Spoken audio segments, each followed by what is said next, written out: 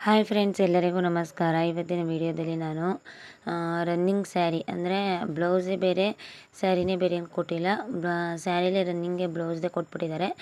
ಈ ಥರ ಇದ್ದಾಗ ಯಾವ ರೀತಿಯಾಗಿ ಡಿಸೈನ್ ಹಾಕೋದು ಅಂತ ತೋರಿಸ್ತಾ ಇದ್ದೀನಿ. ನನಗೆ ಕನ್ಫ್ಯೂಸ್ ಆಗ್ತಾಯಿತ್ತು, ಏನಂದರೆ ಯಾವ ರೀತಿಯಾಗಪ್ಪ ಡಿಸೈನ್ ಹಾಕೋದು ಇವಾಗ ಏನು ಮಾಡೋದು ಅಂತ ಯೋಚನೆ ಮಾಡ್ತಾಯಿದ್ದೆ. ಯಾಕಂದರೆ ಸೀರೆ ಮತ್ತು ಬ್ಲೌಸ್ ಎರಡೂ ಒಂದೇ ಕಲರ್ ಇದ್ದಾವೆ. ಎರಡೂ ಒಂದೇ ಕಲರ್ ಇದ್ದಾಗ ಯಾವ ರೀತಿಯಾಗಿ ಎಂಬ್ರಾಯ್ಡ್ರಿ ಮಾಡೋದು ಅಂತ ಥಿಂಕ್ ಮಾಡ್ತಾ ಇರಬೇಕಾದ್ರೆ ನನಗನ್ನಿಸ್ತು ಮೆಟಲ್ ಕಲರು ಜೆರಿ ಥ್ರೆಡ್ಡು ಮತ್ತು ಪರ್ಪಲ್ ಕಲರ್ ಸಿಲ್ಕ್ ಥ್ರೆಡ್ಡಲ್ಲಿ ನಾವು ಎಂಬ್ರಾಯ್ಡ್ರಿನ ಮಾಡಿದ್ರೆ ತುಂಬ ಚೆನ್ನಾಗಿರುತ್ತೆ. ಯಾಕಂದರೆ ಸ್ಯಾರಿ ಏನು ಕಲರ್ ಇದೆಯೋ ಆ ಕಲರಲ್ಲೇ ಮಾಡಬೇಕು, ಬೇರೆ ಕಲರೆಲ್ಲ ಯೂಸ್ ಮಾಡಬಾರ್ದು. ಯಾಕಂದರೆ ಅದಕ್ಕೂ ಹೊಂದಾಣಿಕೆ ಆಗಬೇಕಲ್ವ, ಆ ಥರ ಮಾಡಬೇಕಾಯ್ತದೆ. ಮತ್ತು ಏನು ಅಂದರೆ ಇಲ್ಲಿ ಪದೇ ಪದೇ ಸ್ವಲ್ಪ ದಾರ ಕಟ್ಟಾಗೋ ಪ್ರಾಬ್ಲಮ್ ತುಂಬ ಬರ್ತಾಯಿತ್ತು. ಯಾಕೆ ಅಂತ ಗೊತ್ತಿಲ್ಲ. ಬಟ್ ಓಕೆ, ನಾನು ಅದನ್ನ ಅಡ್ಜಸ್ಟ್ ಮಾಡ್ಕೊಂಡು ನಾನು ಎಂಬ್ರಾಯ್ಡ್ರಿ ಮಾಡಿದೆ. ಮ್ಯಾಂಗೋ ಡಿಸೈನ್ ಕೊಟ್ಟು ಫಸ್ಟು ಮ್ಯಾಂಗೋ ಡಿಸೈನ್ನ ಡ್ರಾ ಮಾಡ್ಕೋತಾ ಇದ್ದೀನಿ. ಅಷ್ಟು ನೀಟಾಗಿ ಕಾಣಿಸ್ತಾ ಇಲ್ವೋ ಗೊತ್ತಾಗ್ತಾ ಇಲ್ಲ ನನಗೆ. ಫಸ್ಟು ಮ್ಯಾಂಗೋ ಡಿಸೈನ್ನ ಡ್ರಾ ಮಾಡ್ಕೋತಾ ಇದ್ದೀನಿ. ಯಾಕಂದರೆ ಸೇಮ್ ಕಲರ್ ಇರೋದ್ರಿಂದ ಹೋಗ್ತಾ ಕಾಣಿಸುತ್ತೆ, ಸ್ವಲ್ಪ ಅಡ್ಜಸ್ಟ್ ಮಾಡ್ಕೊಳ್ಳಿ. ಅದು ಫಸ್ಟು ಮ್ಯಾಂಗೋನ ಅಂದರೆ ಮ್ಯಾಂಗೋ ಶೇಪ್ನೇ ಡ್ರಾ ಮಾಡ್ತಾಯಿಲ್ಲ, ನಾನು ಲೀಫ್ ಶೇಪ್ನೇ ಡ್ರಾ ಮಾಡ್ಕೋತಾ ಇದ್ದೀನಿ. ಆಮೇಲೆ ಮೆಟಲ್ ಕಲರಲ್ಲಿ ಅದಕ್ಕೆ ಮ್ಯಾಂಗೋ ಶೇಪ್ ಕೊಟ್ಕೋತೀನಿ. ಯಾಕಂದರೆ ಫಸ್ಟು ನಾವು ಕೋನ್ ಶೇಪ್ನ ಅದು ಲೀಫ್ ಡಿಸೈನ್ನ ನಾವು ಡ್ರಾ ಮಾಡಿಕೊಂಡ್ರೆ ಆಮೇಲೆ ನೆಕ್ಸ್ಟು ನಾವು ಏನಪ್ಪ ಇದರಲ್ಲಿ ಮೆಟಲ್ ಕಲರ್ ಜರಿ ಥ್ರೆಡ್ಡಲ್ಲಿ ಮ್ಯಾಂಗೋ ಶೇಪ್ ಕೊಡೋಕ್ಕೆ ಏನು ತೊಂದರೆ ಆಗೋಲ್ಲ, ಬೇಗ ತುಂಬ ಈಸಿನೇ ಆಗುತ್ತೆ. ಆಮೇಲೆ ನೆಕ್ಸ್ಟು ಮೆಟಲ್ ಕಲರ್ ಜರಿ ಥ್ರೆಡ್ಡಲ್ಲಿ ಲೀಫ್ನೆಲ್ಲ ಡ್ರಾ ಮಾಡ್ತೀನಿ. ಮೆಟಲ್ ಕಲರ್ ಇದರಲ್ಲಿ ಏನಪ್ಪ ನಾನು ಮ್ಯಾಂಗೋ ಶೇಪ್ನ ಕೊಟ್ಕೋತೀನಿ. ಸ್ವಲ್ಪ ಕಾಣಿಸ್ತಾ ಇಲ್ಲ, ಅಡ್ಜಸ್ಟ್ ಮಾಡ್ಕೊಳ್ಳಿ. ಹೋಗ್ತಾ ಕಾಣಿಸುತ್ತೆ, ಯಾಕಂದರೆ ಅದು ಸ್ವಲ್ಪ ಸೇಮ್ ಕಲರ್ ಇದೆ. ನೋಡಿ, ಯಾರ್ಯಾರಿಗೆ ಎಂಬ್ರಾಯ್ಡ್ರಿ ಮಾಡೋಕ್ಕೆ ತುಂಬ ಕಷ್ಟ ಆಗ್ತಾಯಿದೆಯೋ ಅವರು ನಮ್ಮ ವೀಡಿಯೋಸ್ನೆಲ್ಲ ನೋಡಿ ಕಲೀರಿ. ಯಾಕಂದರೆ ಈ ರೀತಿಯಾದ ಡಿಸೈನ್ಸ್ ಎಲ್ಲ ಕ್ರಿಯೇಟ್ ಮಾಡಬೇಕಂದ್ರೆ ತುಂಬ ಕಷ್ಟ ಇರುತ್ತೆ. ಯಾಕಂದರೆ ಸೇಮ್ ಕಲರ್ ಸ್ಯಾರಿ ಕೊಟ್ಟಾಗ ಆಪೋಸಿಟ್ ಕಲರ್ ಸ್ಯಾರಿ ಕೊಟ್ಟಾಗ ಅಂದರೆ ಆಪೋಸಿಟ್ ಕಲರ್ ಸ್ಯಾರಿ ಕೊಟ್ಟಾಗ ತುಂಬ ಡಿಸೈನ್ಸ್ನ ಮಾಡ್ಬೋದು. ಬಟ್ ಸೇಮ್ ಕಲರ್ ಸ್ಯಾರಿ ಕೊಟ್ಟಾಗ ನಮ್ಗೊಂದು ಸ್ವಲ್ಪ ಕಷ್ಟ ಇರುತ್ತೆ. ಯಾಕಂದರೆ ನಾವು ಮಾಡೋ ಡಿಸೈನು ಹೈಲೈಟಾಗೋ ಕಾಣಿಸ್ಬೇಕು ಮತ್ತು ಆ ಸ್ಯಾರಿಗೆ ಅನ್ನೋದು ಸೂಟ್ ಆಗ್ತಾ ಇರಬೇಕು. ಆ ರೀತಿಯಾಗಿ ನಾವು ಕ್ರಿಯೇಟ್ ಮಾಡಬೇಕಾಗುತ್ತೆ. ಆ ರೀತಿಯಾಗಿ ನಾವು ಕ್ರಿಯೇಟ್ ಮಾಡೋಕ್ಕೆ ಹೋದಾಗ ಎಡವಟ್ಟಾಗೋದು ಬೇಡ, ತುಂಬ ನೀಟಾಗಿ ಮಾಡಿ ಅಂತ ಹೇಳೋಕ್ಕೆ ಇಷ್ಟಪಡ್ತೀನಿ.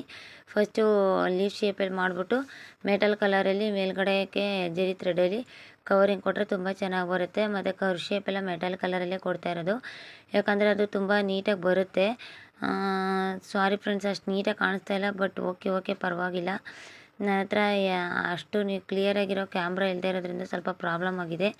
ಕ್ಯಾಮ್ರಾ ಪೊಸಿಷನ್ ಬೇರೆ ಕಡೆ ಇಟ್ಕೋಬೇಕಾಗಿತ್ತೇನೋ ಅಂತ ನನಗೆ ಇವಾಗ ಅನಿಸ್ತಾ ಇದೆ. ಬಟ್ ತಿಳ್ಕೊಳ್ಳೋರು ತಿಳ್ಕೊಳ್ಳಿ ಅಂತ ಅಂದ್ಬಿಟ್ಟು ನಾನು ಈ ವಿಡಿಯೋನ ಮಾಡಿ ಹಾಕ್ತಾಯಿದ್ದೀನಿ. ಈ ರೀತಿಯಾದ ಡಿಸೈನ್ಸ್ ಎಲ್ಲ ನೀವು ಮಾಡಿದ್ರಿ ಅಂತಂದರೆ ಕಸ್ಟಮರ್ ಬೇಗನೆ ತುಂಬ ಅಟ್ರಾಕ್ಷನ್ ಆಗ್ತಾರೆ. ಯಾಕಂದರೆ ಬ್ಲೌಸ್ಗೆ ಅನ್ನೋದನ್ನ ನಾವು ಸೂಟ್ ಆಗೋ ಥರ ಡಿಸೈನ್ಸ್ನ ಮಾಡಬೇಕು. ಬೇರೆ ರೀತಿಯಾಗಿ ನಾವು ಡಿಸೈನ್ಸ್ ಮಾಡಿದ್ರೆ ಚೆನ್ನಾಗಿರಲ್ಲ. ಯಾಕಂದರೆ ಅದು ಹೇಗೋ ಆಗ್ಬಿಡುತ್ತೆ, ಅದಕ್ಕೆ ತುಂಬ ಪ್ರಾಬ್ಲಮ್ ಆಗುತ್ತೆ. ಅದಕ್ಕೆ ಹೇಳ್ತಿದ್ದೀನಿ, ಬ್ಲೌಸ್ಗೆ ಯಾವ ಥರ ಸೂಟ್ ಆಗುತ್ತೋ ಆ ಥರ ಡಿಸೈನ್ನ ಮಾಡಿ. ಇಲ್ಲದೆ ಹೋದರೆ ಅದು ಚೆನ್ನಾಗಿ ಕಾಣಿಸಲ್ಲ. ಯಾವ್ಯಾವ ಕಲರಲ್ಲಿ ಡಿಸೈನ್ ಹಾಕೋದು ಮತ್ತು ಶೇಪ್ ಚೆನ್ನಾಗಿ ಕೊಡದೇ ಇರೋದು ಮತ್ತು ನೀಟಾಗಿ ಎಂಬ್ರಾಯ್ಡ್ರಿ ಮಾಡದೇ ಇರೋದು ಅದೆಲ್ಲ ಮಾಡಿದ್ರಿ ಅಂತಂದರೆ ತುಂಬ ಪ್ರಾಬ್ಲಮ್ ಆಗುತ್ತೆ. ಸ್ವಲ್ಪ ಕೆಳಗಡೆ ಇರೋ ದಾರ ಮೇಲ್ಗಡೆ ಬರ್ತಾಯಿತ್ತು. ಆಮೇಲೆ ಸ್ವಲ್ಪ ಟೆನ್ಷನ್ನ ಲೂಸ್ ಮಾಡ್ಕೋತಾ ಇದ್ದೆ. ಬಟ್ ಟೆನ್ಷನ್ ಲೂಸ್ ಮಾಡಿಕೊಂಡ್ರೆ ಲೂಸ್ ಬರ್ತಾಯಿತ್ತು. ಏನೋ ಮಿಸ್ಟೇಕ್ ಆಗಿರಬೇಕು ಬಾಬಿನಲ್ಲಿ ದಾರ ಸುತ್ತಬೇಕಾದ್ರೆ ಅಂತ ಅಂದ್ಬಿಟ್ಟು ನಾನು ಅದರಲ್ಲೇ ಮ್ಯಾನೇಜ್ ಮಾಡ್ತಾ ಹೋಗ್ತಾಯಿದ್ದೀನಿ.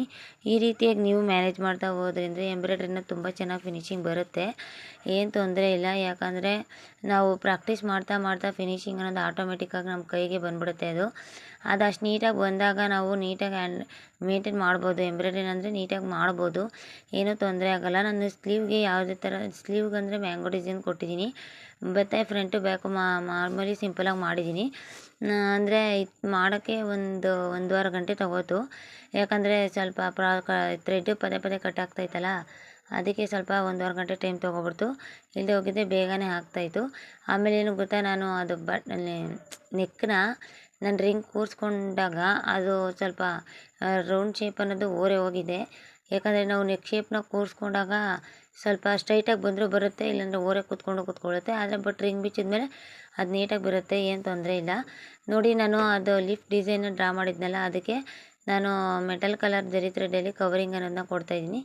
ಎಷ್ಟು ನೀಟಾಗಿ ಕವರಿಂಗ್ ಅನ್ನೋದು ಮಾಡ್ತಾಯಿದ್ದೀನಿ ಅಂತ ನೀವು ಇಷ್ಟೇ ನೀಟಾಗಿ ಕವರಿಂಗ್ ಅನ್ನೋದು ಮಾಡಬೇಕಾಗುತ್ತೆ. ಏನೇ ಒಂದು ಕೆಲಸ ಮಾಡಬೇಕು ಅಂದರೆ ಅಷ್ಟೇ ಶ್ರದ್ಧೆಯಿಂದ ನಾವು ಮಾಡಿದ್ವಿ ಅಂತಂದರೆ ಅದು ನೀಟಾಗಿ ಬಂದೇ ಬರುತ್ತೆ, ಬರದೇ ಇರೋಕ್ಕಂತೂ ಚಾನ್ಸ್ ಇಲ್ಲ.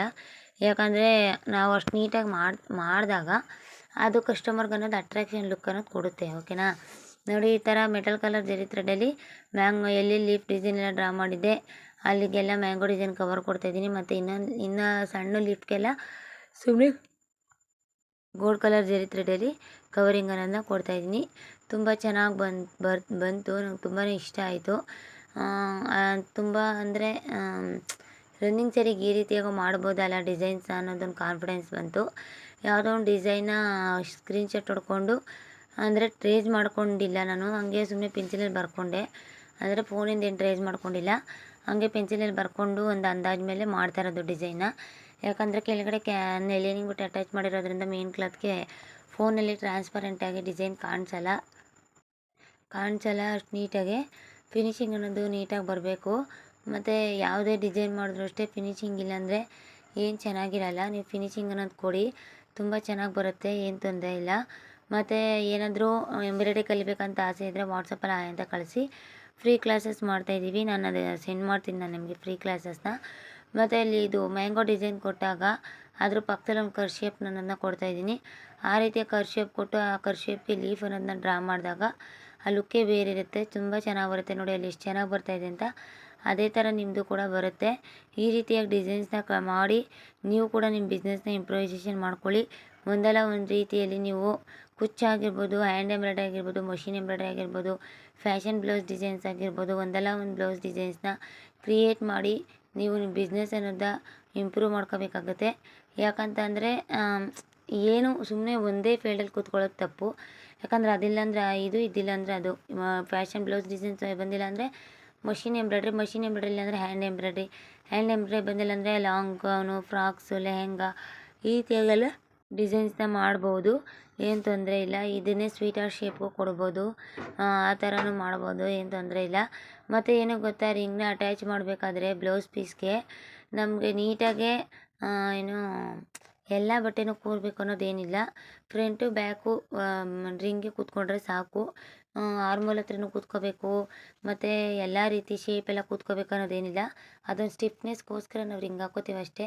ಯಾವುದೇ ರೀತಿಯ ಆದಂತಹ ಸಪೋರ್ಟ್ ಸಿಗಲ್ಲ ಇದರಲ್ಲಿ. ಬಟ್ ನಾವು ಹ್ಯಾಂಡಲ್ಲೇ ಬಟ್ಟೆನ ಜಗ್ಗಿ ಅಂದರೆ ಬಿಗ್ಗಿಯಾಗಿ ಹಿಂಗೆ ಎಲ್ಲ ಮಾಡಿ ಬಟ್ಟೆನ ಹಿಡ್ಕೊಂಡು ನಾವು ಡ್ರಾ ಮಾಡ್ತಾ ಹೋಗಬೇಕು. ಆವಾಗ ಅದು ತುಂಬ ಚೆನ್ನಾಗಿ ಬರುತ್ತೆ, ಏನು ತೊಂದರೆ ಇಲ್ಲ. ಬಟ್ಟೆ ನಾವು ಲೂಸಾಗಿತ್ತು ಅಂದರೆ ಎಂಬ್ರಾಯ್ಡ್ರಿ ನೀಟಾಗಿ ಬರಲ್ಲ, ಅದು ಥ್ರೆಡ್ಡು ಮೇಲ್ಗಡೆ ಎದ್ದೋಳಲ್ಲ.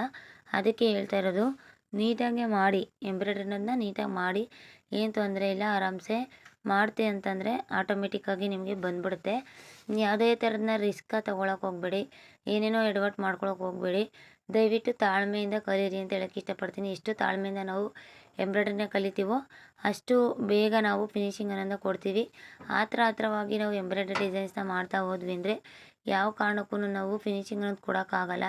ನೋಡಿ, ನಾನು ಮ್ಯಾಂಗೋ ಡಿಸೈನ್ ಸುತ್ತ ಲೀಫ್ ಡಿಸೈನ ಡ್ರಾ ಮಾಡಿ ಈ ರೀತಿಯಾಗಿ ನಾನೆಲ್ಲ ಕೊಟ್ಟಾಯಿತು. ಮ್ಯಾಂಗೋಗೆ ಮೆಟಲ್ ಕಲರಲ್ಲಿ ಜರಿ ಥ್ರೆಡಲ್ಲಿ ಏನು ಕವರಿಂಗ್ ಅನ್ನೋದು ಕೊಟ್ಟಾಯಿತು. ಇವಾಗ ಈ ರೀತಿಯಾಗಿ ಬಾರ್ಡ್ರ್ ಲೈನ್ಗೆ ಜರಿ ಥ್ರೆಡಲ್ಲಿ ನಾನು ಬಾರ್ಡ್ರ್ ಲೈನ್ ಅಂತ ಕೊಡ್ತಾಯಿದ್ದೀನಿ. ಅಂದರೆ ನೆಕ್ ಶೇಪ್ ಸ್ವಲ್ಪ ಓರೆ ಹೋಗಿರೋ ಥರ ಅನಿಸ್ತಾಯಿದೆ, ಬಟ್ ಅದು ಫಿಟ್ಟಿಂಗ್ ಮಾಡ್ಕೋಬೇಕಾದ್ರೆ ಆ ಥರ ಆಗಿದೆ. ರಿಂಗ್ನ ರಿಮೂವ್ ಮಾಡಿದ್ಮೇಲೆ ಏನೂ ಆಗೋಲ್ಲ, ಸರೋಗುತ್ತೆ. ಫ್ರಂಟು ಬ್ಯಾಕ್ ಇದೇ ಥರ ಡಿಸೈನ್ಸ್ನ ಮಾಡಿದ್ದೀನಿ. ಬ್ಯಾಕ್ ಮಾತ್ರ ನಾನು ತೋರಿಸ್ತಾ ಇದ್ದೀನಿ ನಿಮಗೆ. ಈ ರೀತಿಯಾದ ಡಿಸೈನ್ನ ನೀವು ಕಸ್ಟಮರ್ ಕ್ರಿಯೇಟ್ ಮಾಡಿ.